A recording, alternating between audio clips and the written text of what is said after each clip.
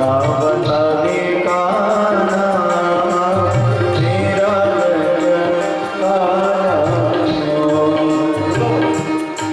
भजन में सब मिल जाता है, बस उस दृष्टि से देखने की जरूरत है।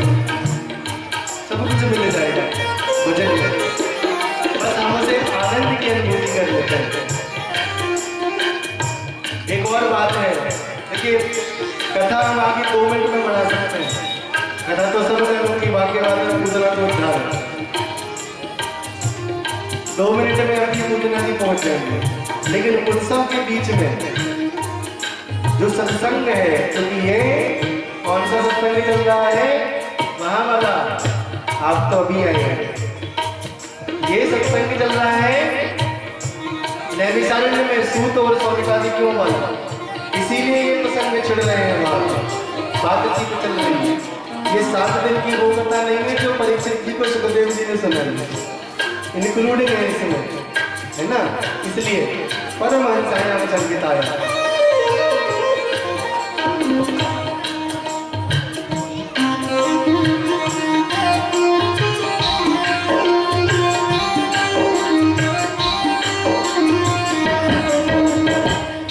विस्मृत हो गया, बड़ी चीज भगवान ठाकुर जी ने छेड़ी थी। इसलिए ओ जरा जितना बता दे कान्हा तेरा रंग काला क्यों,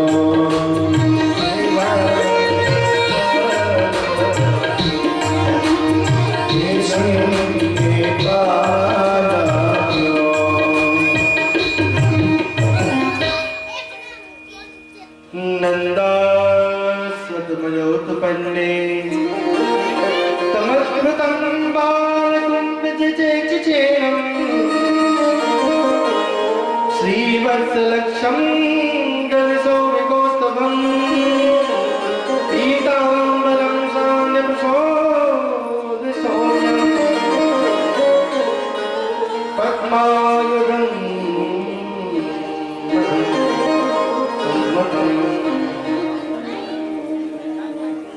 आहूय विप्राण वेदज्ञान स्नाता सुतिलंकृता। समझते हैं, विप्रो को बुला करके आज नित्य मंगल जो है भगवान श्री वसुदेव जी ने दान करे हैं, हर प्रकार से मंगल गीत बज रहे हैं। कि उसी समय अचानक से ध्यान आया कि मंगल गीत तो बज रहे हैं, अचानक जो है हमको अभी तो मथुरा में मथुरा के राजा को कर देने जाना है। तो तुरंत नंद उपनंद और जो और भी अपने सखा थे, अपने जो भाई बंधु होते उनको कह दिया कि चलो भैया कर देने के लिए चलना है, मथुरा दिन को चलना है तो चलो। सबने अपनी अपनी बैलगाड़ी सजा ली, उसमें जो कर का अंश को देना था उसको भर भर के रख लिया। और अब महाराज बैलगाड़ियां धीरे धीरे मथुरा की तरफ चलने लगी। और जैसे ही मथुरा में पहुंची है महाराज, कर को कंस को कर दे करके जो कुछ सामान वगैरह वह इकट्ठा कर रहे थे उत्सव के लिए अपने घर पे लाने के लिए, कि अचानक से श्री वसुदेव जी के साथ में नंद बाबा की भेंट हो गई। और जैसे ही भेंट हुई है दोनों लोग गले मिले और ऐसे परम आनंद की अनुभूति करी महाराज के दोनों ही एक दूसरे के आंख से अश्रु जो निकले उनको पोंछने लगे। नंद बाबा और यशोदा, नंद बाबा और वसुदेव जी की आंखों से अश्रुओं की धार बह रही है, लेकिन महाराज एक ठंडी है और एक गर्म है। आंसू तो दोनों की आंखों से, लेकिन दोनों में इतना अंतर क्यों? क्योंकि महाराज नंद बाबा जी के हृदय में अपने पुत्र जन्म का सुख है, लेकिन वसुदेव के 8 पुत्रों का संघार सुन करके 6 पुत्रों का संघार और 2 का तो टोटल 8 हो गए ना। उन्हें तो पता है 8 पुत्रों का शोक है, इसलिए उनकी आंख से अश्रु गिर गए। और श्री नंद बाबा जी को वसुदेव जी के हृदय में अपने समस्त पुत्रों का के मरने का शोक है, लेकिन उनके आंख से खुशी के आंसू गिर रहे। क्यों? क्योंकि वह नंद बाबा जी के परम सुख में लीन हो गए। ऐसे परम मित्र हैं दोनों लोग कि एक दूसरे को के दुख को नहीं देख पाए, एक दूसरे के दुख में की पीड़ा को महसूस कर रहे हैं। निज दुख के समय रची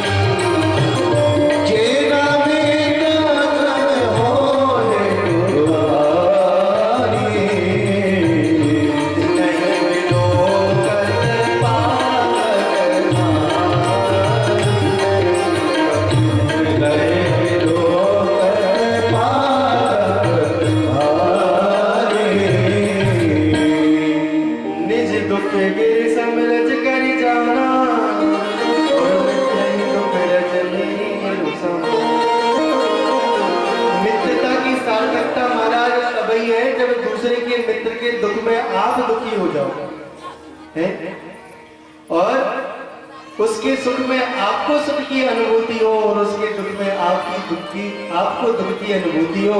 मित्रता किसको कहते हैं? आएगा प्रसंग सुदामा जी का और कृष्ण भगवान का। मित्रता उसको कहते हैं। ऐसे नहीं कि महाराज संगे बैठने वाले, संगे खावे वाले और संगे सब कुछ करवे वाले, लेकिन जब मित्र के ऊपर संकट पड़े महाराज तो कल्टी मार लो है। बोले सुख के तो हम साथी हैं, लेकिन जब उसके ऊपर दुख आया, संकट आया, तब जब उसे आपकी सबसे ज्यादा आवश्यकता थी महाराज, वहीं आपने सबसे उसे धोखा दे दिया। ऐसी मित्रता मत करो। और यदि ऐसी मित्रता रखनी है महाराज तो इससे अच्छा है कि कम से कम उसे बता दो, ताकि वह आपसे एक्सपेक्टेशन रखना छोड़ दे। जेना मित्र दुख हो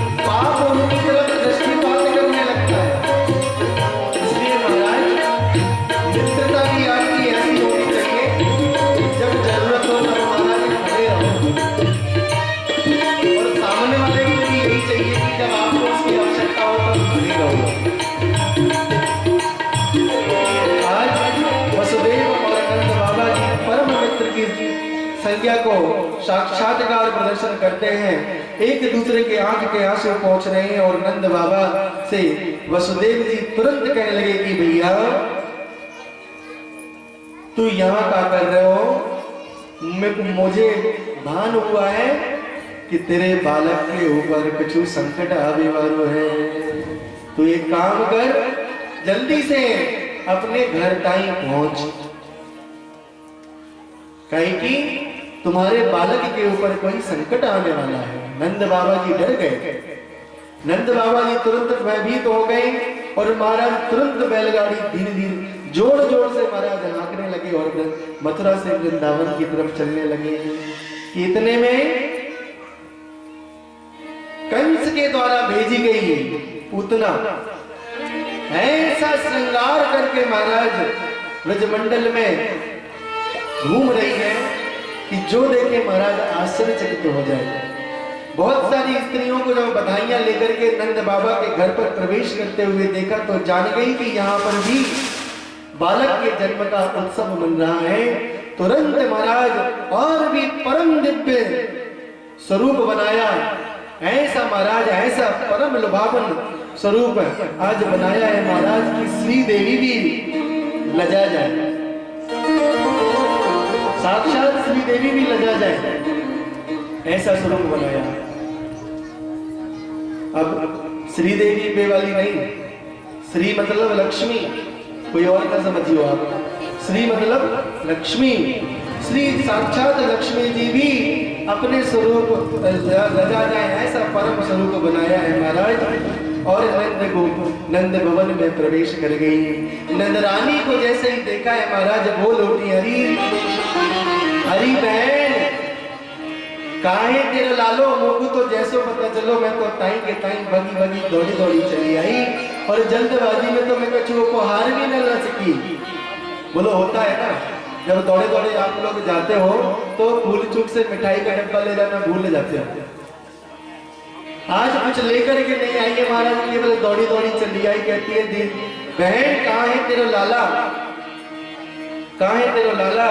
यशोदा महारानी ने जैसे ही इस परम दिव्य स्वरूप को देखा तो सोचने लगी कि आज लोग तो इसको देखो ना है, न जाने कहां से आई है और यहाँ की तो लगत ना है, क्योंकि यहाँ की होती तो ब्रजवासन की जैसी वेशभूषा में होती, या तो बिल्कुल कहूँ कि अप्सरा लग रही है। तो सोचने लगी कि हाँ बहन हाँ, सोच अंदर डर है कि न जाने कौन है, लेकिन मुंह से कह रहे हैं कि हाँ ठीक है बहन आओ आओ। एक अंदर ये भी सोच रही है कहीं ऐसा ना हो इतने दूर से आई है बुरा माने जाए। आजकल जल्दी सी छोटी छोटी सी बातों में लोग बुरा माने जाते हैं, है ना। बात की बात नहीं होती लेकिन फिर भी बुरा मान करके घर बैठे जाते हैं। ऐसा होना नहीं चाहिए लेकिन फिर भी कर देते हैं। अब देखिए बोला है ठीक है लाला तो दे बहन आ, पर लाला को अब हाल ही हमने अंदर सुलायो है उत्सव मन रहो है, लाला को अब हाल ही सुलायो पर तू आ बैठ। और ये नंदरानी तो अपने यशोदा जी अपने काज में लग गई। पूतना को थोड़ा सा मौका मिल गया, जाकर के भवन में प्रवेश कर गई। और जैसे ही बकी पूतना को आते हुए भगवान ठाकुर जी ने देखा तो अपने नेत्र बंद कर लिए, दोनों नेत्र बंद कर लिए। श्रीमद् भागवत महापुराण में 10 श्लोक केवल आंख बंद करने के ऊपर है कि क्यों भगवान ने अपने आंख बंद कर लिया। भगवान के क्यों, संत जन कहते हैं कि भगवान के दोनों जो नेत्र हैं वह सूर्य और चंद्रमा है और भगवान जानते हैं। और यदि दोनों सूर्य और चंद्रमा आज भगवान से प्रार्थना कर रहे हैं कि हम अपने हम में इतनी सामर्थ्य नहीं है कि हम इसको देख सकें, इसलिए अपने नेत्र बंद कर लिए। एक संत कहते हैं महाराज कि भगवान कन्हैया जी सोच रहे हैं कि हम आए हैं ब्रजमंडल को माकर मिश्री मां खावे और या तो कालकूट विष लगा के आई है अपने स्तनों में और अभी पवावेगी, और भैया जहर पीने को अभ्यास हमें तो है ना। भोलेनाथ महाराज को है तो आंख बंद करके भगवान भोलेनाथ को आवाहन करने लगे हैं। एक संत कहते हैं भैया कि भगवान है मायापति और भगवान के सामने माया चलेगी नहीं। ज्यादा देर तक यदि आंख मिल गई ठाकुर जी से तो पूरी ज्यों की त्यों आ जाएगी अपने स्वरूप में, और जितना उत्सव मन रहा है सबके सब दौड़ी दैया भैया करके भाग जाएंगी, तो उत्सव में विघ्न भी ना पड़े, इसलिए भगवान ने अपने नेत्र बंद कर लिए।